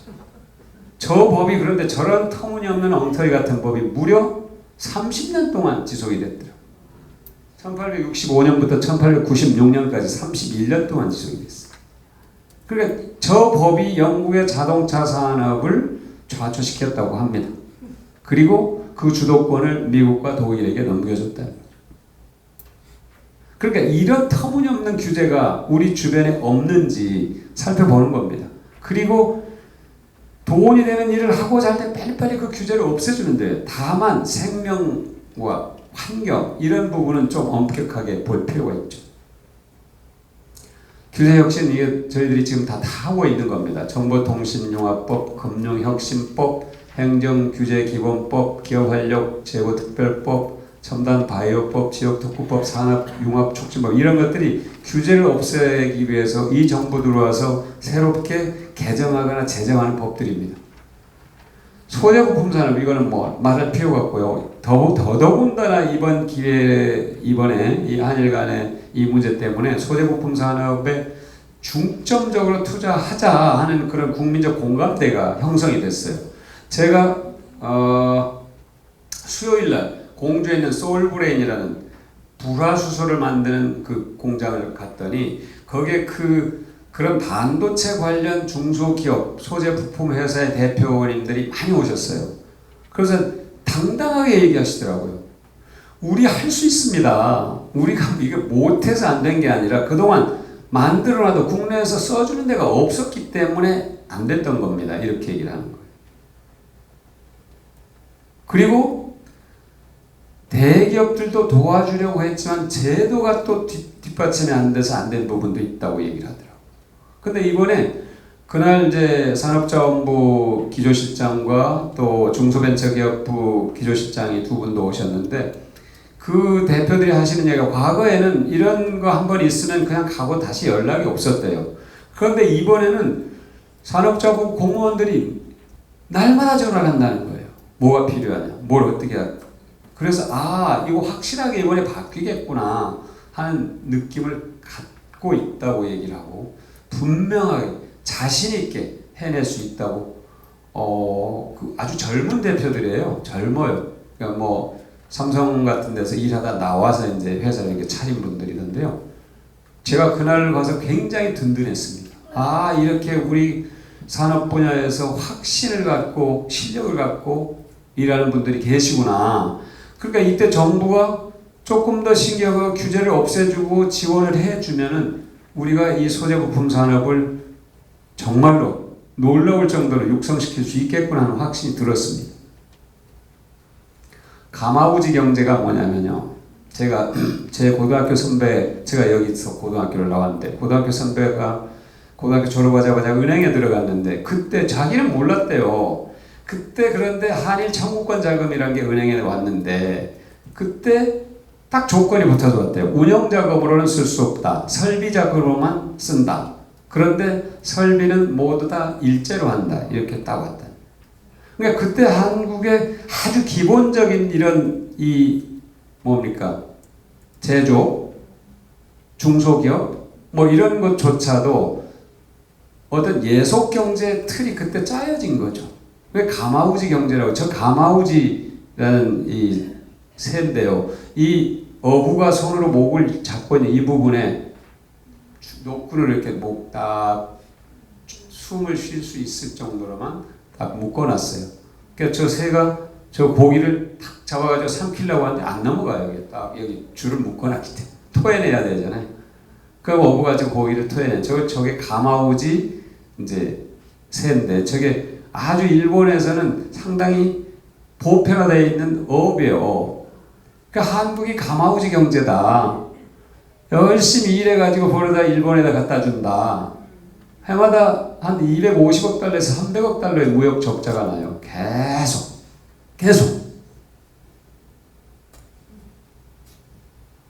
그래서 소재 부품 산업에서부터 가마우지 경제를 탈피하자 하는 그런 이 국민적 공감대가 이미 형성이 되어 있고 출발이 됐어요, 지금. 그 다음에 다섯 번째 한반도 평화 경제. 우리가 이걸 반드시 이루어야 되는데 이게 돼야 저는 진정한 광복이다. 이렇게 아까 말씀드렸죠. 우리가 분단된 그 아픔이 있는데 전쟁까지 치렀어요. 서로 적대시하면서. 그래서 수많은 국민들이 목숨을 잃었죠. 이제는 그걸 극복해야 될 때가 왔습니다. 그리고 극복하게 되면 그것이 여기 보시면 이게 한반도 신경제 지도인데 이 수많은 사업들을 하게 됩니다. 그리고 작년 4.27 판문점 회담 때 문재인 대통령께서 김정은 위원장에게 이 한반도 신경제 지도 구상에 들어있는 USB를 전달했다는 그런 기사들이 있었고 저도 그랬을 것으로 생각합니다. 그리고 우리 기업들 가운데 이미 저런 사업들을 다 준비를 하고 있습니다. 제가 아는 케이블 만드는 한 대기업의 CEO로부터 들은 얘기인데요. 케이블 수요를 이미 파악해 놓고 있다는 거예요. 전력 케이블, 통신 케이블. 북한이 경제 개방을 하고 북한에 우리가 투자를 하는 상황을 예견하고 이미 준비를 하고 있다는 겁니다. 그러면 그것이 아까 여기 보시면 한국 경제가 통일 한국 경제가 어마어마한 시너지를 낼 것이다 하는 전망들은 이게 그냥 장밋빛 환상이 아니라 구체적으로 나오고 있습니다. 자, 통일 한국이 세계 2위 경제대국으로 부상할 것이다. 골드만삭스라는 유명한 회사잖아요. 이게 금융회사죠. 여기서 분석을 했고요. 여러분이 잘 아시는 짐 로저스라는 투자자, 이분은 하도 많이 얘기를 해서 여기 다 아실 텐데요.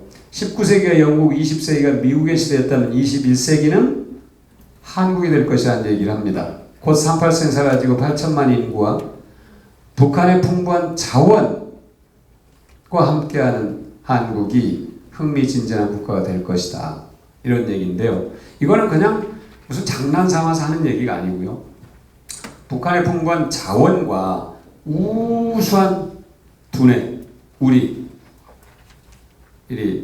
한국인의 우수한 두뇌, 그 다음에 굉장히 민첩한 판단력, 그 다음에 우리의 기술과 자본, 이런 것들이 결합했을 때 그거는 어마어마한 효과를 낼 것이다 하는 것이 과장된 얘기가 아니라는 겁니다.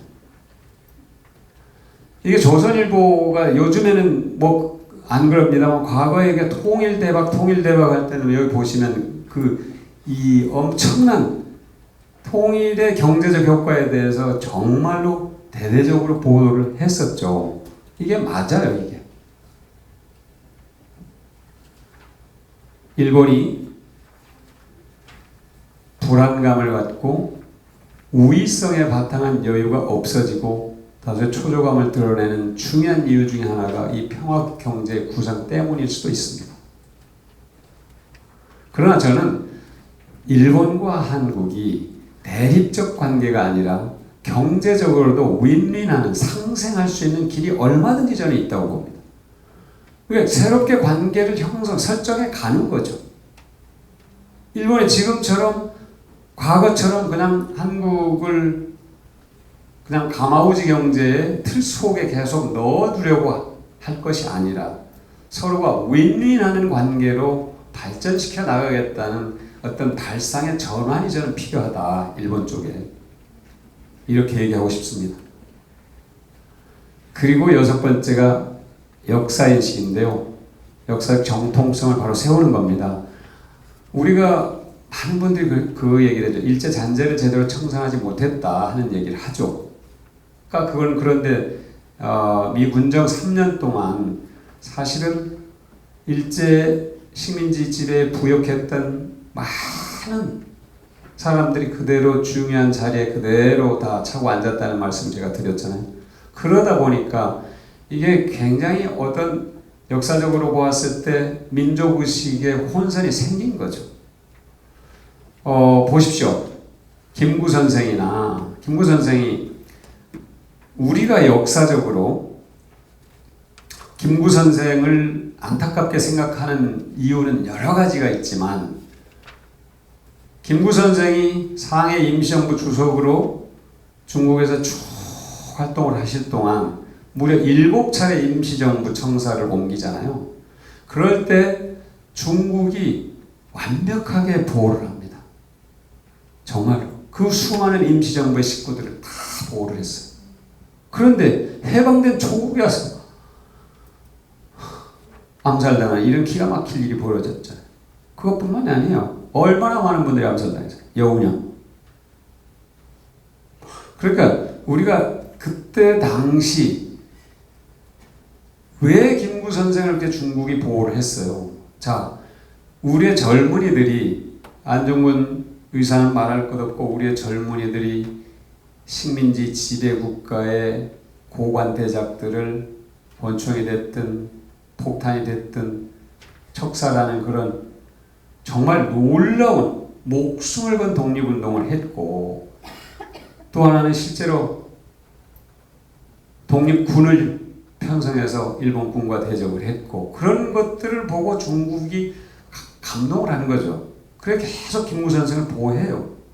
그런데 그런 분들이 해방된 조국에 돌아와서 중요한 일을 맡지 못하고 일제 부역했던 사람들이 중요한 일을 맡게 되는 이 역사적 이 불행, 이게 사실상 우리의 역사적 정통성을 세우는데 상당히 혼란을 준 것이 사실입니다. 그래 지금이라도 바로 세우자 하는 그런 생각을 갖고 있는 거죠. 3.1혁명에서 아까 강조했던 평등, 그 다음에 독립, 자주 이런 것들이 사실은 쭉 이어져 오다가 재헌헌법에도 그 정신이 다 반영이 됐어요. 그런데 사실은 이때 제대로 이런 것들이 지켜지지 못했죠. 양극화가 더 심해지고 우리가 역사적 정통성을 바로 세우지 못했는데 이때부터 이제 저는 뭔가 새롭게 국민들이 각성을 했고 정부도 그런 의지를 갖고 이 문제에 나섰다고 생각합니다. 이게 청산되지 못한 이 친일 잔재가 어디까지 왔냐면은 반공, 지역, 종북, 신색깔론으로 요즘에는 아직도 살아 있습니다. 아직도.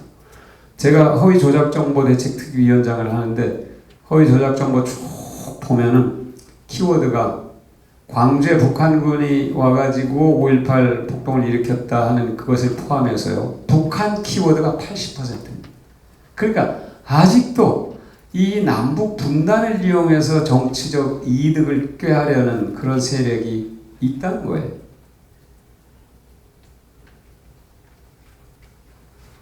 자, 여러분 SNS에서 아베 노부유키라는 마지막 총독이 한 얘기를 여러분들 다 많이 보셨을 겁니다.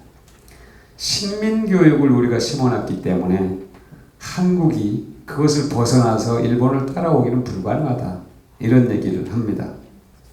한국인들은 국익보다 당파 이익을 위해 서로 싸우는 종족이고 일본의 지도를 받아야만 발전할 수 있다, 이렇게 이제 교육을 계속 시켜놓은 거죠. 실제로 저는 이번에 보면서 이 일본의 경제 침략 그리고 이에 대응해서 극복하려는 국민들의 어떤 움직임을 보면서 일본과의 관계에서 조상들이 식민지 지배 때 어떤 그런 이익을 누렸던 그런 관계, 또는 그게 아니더라도 일본과의 관계를 통해서 이익을 취하는 사람들이 참으로 많구나 하는 그런 것을 확인하게 됐는데요. 그러나 정상적인 거래를 통해서 이익을 취하는 거야 누가 뭐라고 하겠습니까? 그냥 왜곡된 역사관을 똑같이 주장을 한다거나 오히려 우리 국민을 모욕한다거나 하는 행위들은 옳지 않습니다. 그 국민의 동의를 얻을 수가 없죠. 그런데 최근에 그런 일을 한 분들이 계셨어요. 무슨 어떤 회사의 그 회장이라는 분이 유튜브에 나온 거를 직원들한테 보라고 얘기한. 이거는 일본이 그냥 끊임없이 식민교육을 시켜온 겁니다. 너희들은 열등한 종족이야. 계속 시켜온 거죠. 그런데 그렇지 않습니다. 지구상에서 평균 3자리의 IQ를 가진 유일한 민족이라는 거 아닙니까? 대한민국이 105라고 그러더라고요. 105 평균 IQ가. 저는 유대인도 굉장히 우수한 그런 어떤 그 두뇌를 갖고 있는 종족이라고 생각하는데요. 저는 아마 우리 한국인의 두뇌가 결코 뒤지지 않을 거라고 생각합니다. 그런데 저런 교육에 잘못 노출돼서 오랫동안 노출되다 보니까 우리가 나도 모르게 열등감을 갖고 지내왔던 시절이 물론 있었을 겁니다. 그러나 지금 우리 젊은이들은 그렇지 않습니다. 주전장이라는 영어가 있어요. 이게 위안부 문제인데요. 위안부가 성노예다 하는데 일본에서는 그런 사실이 없다고 얘기하는데, 주전장이라는 메인, 그러니까 전쟁터란 얘기죠. 그게 어디냐? 미국이라는 얘기를 하는 겁니다. 저 일본인 작가가 만든 다큐멘터리인데요. 영화 한번 보십시오. 저도 보고자 하는 건데 사실은 그렇습니다. 아까 1909년에 가스라테프트 밀약이 있잖아요. 일본의 조선지배, 미국의 필리핀 지배를 상호가 용인하는 겁니다. 그게 가스라테프트 밀약인데 그게 1929년에서 알려지죠. 1909년에 있었는데. 그런데 아까 말씀드린 샌프란시스코 강화조약에서 또 일본을 그대로 온전시키고 한국이 분단되는 그런 전후 처리 결과가 나왔단 말이죠. 그리고 어떻게 보면은 우리가 참으로 식민지 피해국인데 억울하게 계속 역사에 희생이 되어왔다는 그런 느낌을 지울 수가 없는데, 이 영화를 보시면 아마 그 위안부 문제를 새롭게 보는 시각이 아마 생길 겁니다.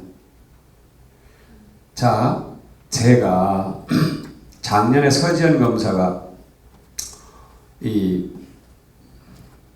고백을 했을 때 저는 굉장히 충격을 받으면서 어떤 생각이 들어요. 한국 사회가 근본적으로 변하겠구나 하는 느낌을 가졌어요. 무슨 얘기냐면 한국이 여성을 차별하고 착취하는 그런 억압 구조 속에서 왔습니다. 일제시대가 그거거든요. 일제시대. 조선시대 그렇지 않았어요.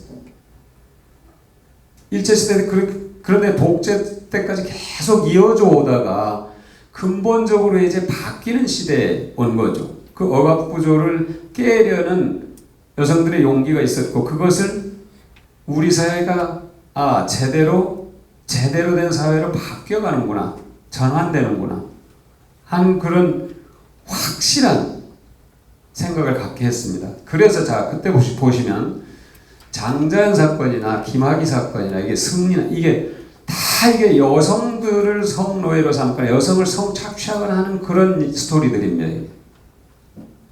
이 문제들이 다 터져 나왔어요.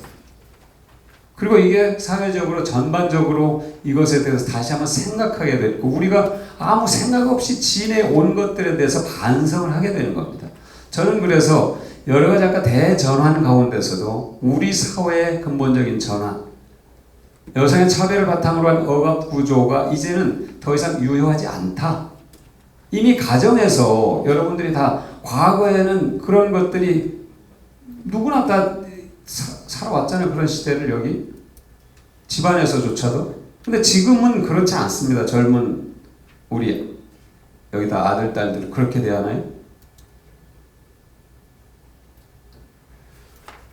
자, 이제 안중근 의사가 사형을 당하기 직전에 조마리오입니다. 조마리아 어머니가 내 아들 목숨을 구걸하지 마라.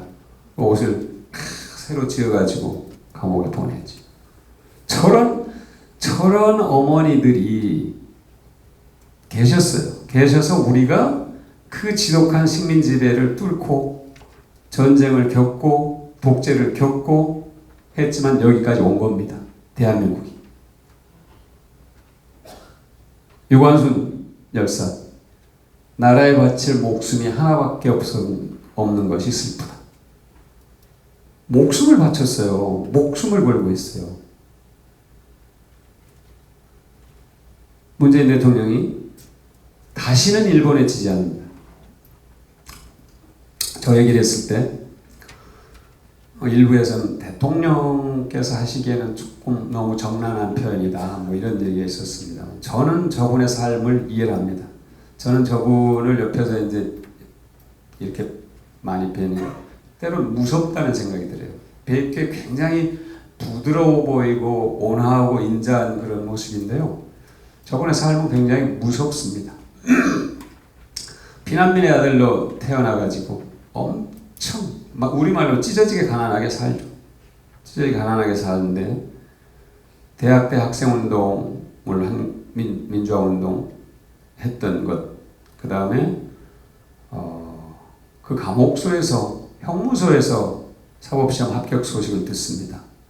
그리고 사법연수원에서 졸업을 할 때 차석 2등으로 졸업을 하게 되는데 대학 때 그 시위 전력 때문에 그러니까 판사 교수가 부른 거예요. 너 이것 때문에 판사의 명예에 문제가 생겼다. 네가 일종의 전향서 같은 걸 쓰라 그런 거죠. 반성문 같은. 반성문을 쓰면 채용하겠다고 한다. 그래서 저는 그거 못합니다. 제 양심을 속일 수 없습니다. 그러고 그냥 부산으로 내려가죠. 부산으로 내려가서 그냥 돈 버는 변호사 한 게 아니라 신발 공장 노동자들, 학생들, 우리 사회의 약자들을 편에서 변론을 합니다. 그리고 광주 5.18 동영상을 가장 먼저 부산에서 상영합니다. 그 영상을 돌리는 것 자체가 감옥 갈 각오를 해야 그때는 돌렸어요. 몰래 모여서 봤어요. 성당에서, 부산에서. 저는 이 대통령이 이 말을 한 것은 정말로 뼈저리게 당신이 저런 마음을 느꼈기 때문에 그냥 수사로 한 게 아니라 확고한 의지를 표명한 건데요. 어디에서 저런 자신감이 나오냐? 우리 국민한테 나왔다. 저는 봅니다. 국민을 믿는다는 거죠. 우리 국민들이 아까 말씀드린 것처럼 세계사에 유례가 없는 헌법 절차에 따른 대통령의 파면과 새로운 정권의 창출, 이 놀라운 성숙한 민주의식과 이번에 일본의 침략에 단호하고 당당하게 대하는 국민들의 모습을 보고 저는 대통령께서 저 말을 할 수 있었다고 생각합니다. 국민들을 저는 믿습니다. 우리는 결코 지지 않습니다. 그 결기가 있잖아요. 조마리오 여사나 안중근 의사의 어머니나 유관순 열쌤, 내 목숨이 하나인 것이 한스럽다.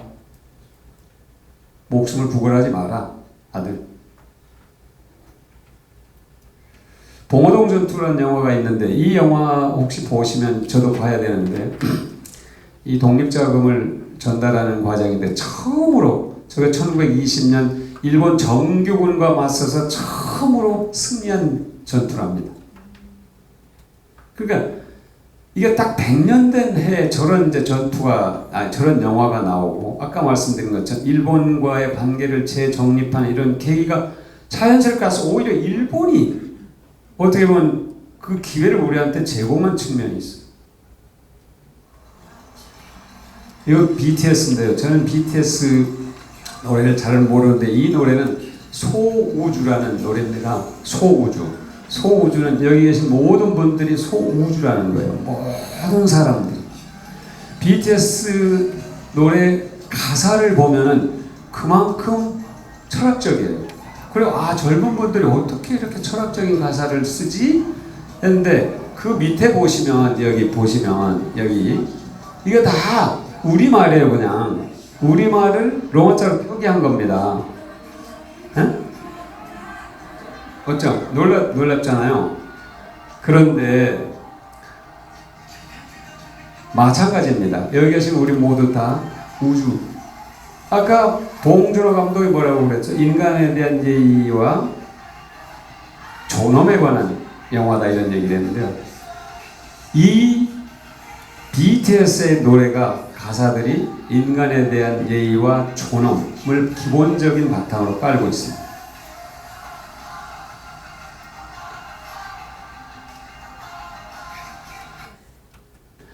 여기 이런 가사가 있어요.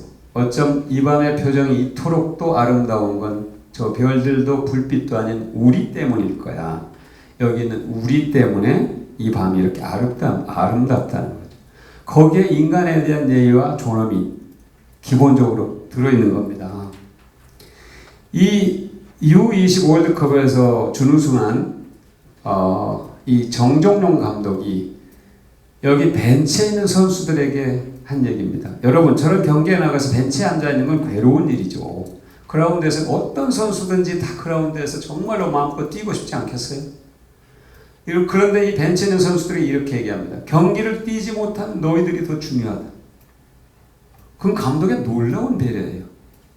실제로 그래서 저 벤치에 있는 선수들이 더 더 열심히 뛰어! 누구 막하고 더 열심히 하게 됐다는 얘기를 합니다.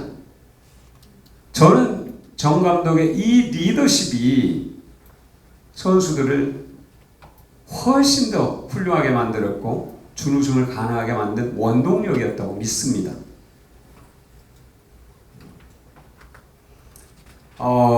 이 사진을 제가 제 강의 맨 마지막에 이 사진을 꼭 쓰는데요. 이게 용인에 있는 한 초등학교 운동회 모습입니다. 이 아이가 선천적으로 자라지 못하는 환경을 갖고 태어난 아이입니다. 그러니까 평소에도 위축돼 있고 특히 운동회 때 같은 때는 괴롭죠. 그런데 담임 선생님이 이 아이들에게 제안을 합니다. 30m만 뛰고 여기서 기구기하고 손잡고 들어오면 어때? 그랬더니 아이들이 다 좋다고 그랬어요. 이 선생님의 놀라운 배려, 인간에 대한 예의와 존엄을 지키고자 하는 이 선생님의 작은 노력, 이것이 저는 우리 사회에 절실하게 모든 게 필요한 덕목이라는 겁니다. 그랬더니 어떻게 달라졌어요? 얘가 완전히 달라졌잖아요. 이렇게 밝은 모습 같이 어울리게 되는 겁니다. 저는 우리 사회가 우리가 만나야 될 미래가 최소한 인간에 대한 예의와 존엄을 서로가 지키는, 그러기 위해서 우리가 여러 가지 얘기를 했죠. 제가 혁신성장, 포용성장, 공정경제, 평화경제 여러 가지 얘기를 했는데 우리는 이 사회를 만들 수 있습니다. 저는 BTS의 경우나 U20 청소년 축구단이나 우리의 젊은이들을 보면 확실한 가능성을 저는 확인합니다. 그리고 이번에도 불매운동 과정에서 가장 분명한 의지를 표현한 것이 20대입니다. 20대는 우리 20대는 훨씬 우리보다 개방적이고 일본 문화에 대한 이해도도 훨씬 높습니다. 그럼에도 불구하고 왜 그들이 가장 강하게, 저는 우리 아이들에게 미래가 있다. 그리고 우리가 바라는 미래는 틀림없이 가능하다 믿습니다. 여기 계신 분들 다 믿죠? 네, 고맙습니다.